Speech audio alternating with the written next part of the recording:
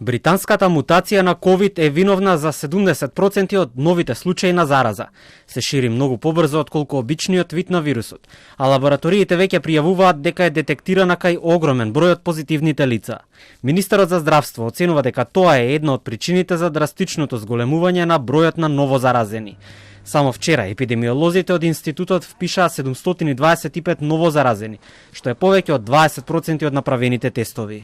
Навистина има зголемување на бројот на заболени. Во овој момент се уште траат испитувањата во лабораторијата во Ману, но во текот на вчерашниот ден имав разговори со представници на лабораторијата од болницата Жан Митрев, каде што британскиот сој е присутен во 70%. Значи, очигледно е дека се зголемува и дека очигледно е дека еден дел од ова зголемување на бројките се должи на присуство на тој сој на вирусот, за кој што знаеме дека полесно се пренесува. Поголем дел од граѓаните се свесни дека тешкиот период со вирусот не е минато. Повеќето од нив се одговорни и цврсто се држат до мерките и препораките, но свесни се и за непочитувањето на истите насекаде околу нас. Не да не плаши, него сите сме преплашени, не уплашени, него преплашени. На што се должи? Знаете, прво,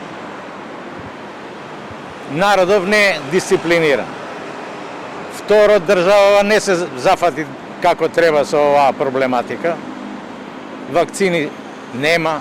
Се опуштија луѓето, затоа треба да носи. Секој трети, четврти е без маска. Како не?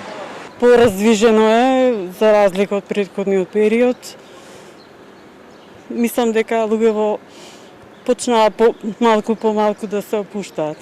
Информациите од надлежните се дека порастот на нови случаи значи нови хоспитализации. Болничките капацитети сепак не се загрозени и болниците се подготвени за секое можно сценарио.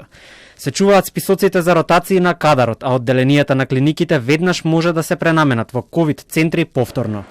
Доктор Злате Мехмедович вели дека ова зголемување на бројот на новозаразени сепак е очекувано. Тоа е нешто што го очекуваме со оглед на тоа што дека неколку месеци наназад алармиравме за појавата на новите варијанти на вирусот, кои што се многу полесно преносливи и кои што може да предизвикат во некои случаи потешка клиничка слика и поголем број на смртни случаи. И тоа ни се случува во последниот период.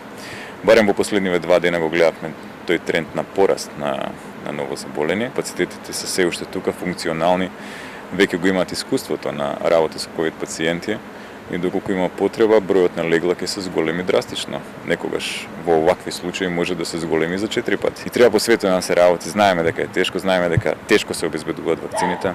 Во светот постои еден нов тренд на вакцинонационализам, каде што секоја земја се труди колку што е можно повеќе да прибере вакцини за себе и за своите граѓани, да извакцинира колку што е можно повеќе, за да го амортизира овој трет бран кој што веќе ни се најавува во наредните месеци со појавата на новите мутации. Во однос на руската вакцина, владата му дала овластување на министерот да го потпише договорот. Се подготвува набавка на 100.000 вакцини од Спутник, покрај сите други кои што се договорени, но се уште се очекува да пристигнат во земјава.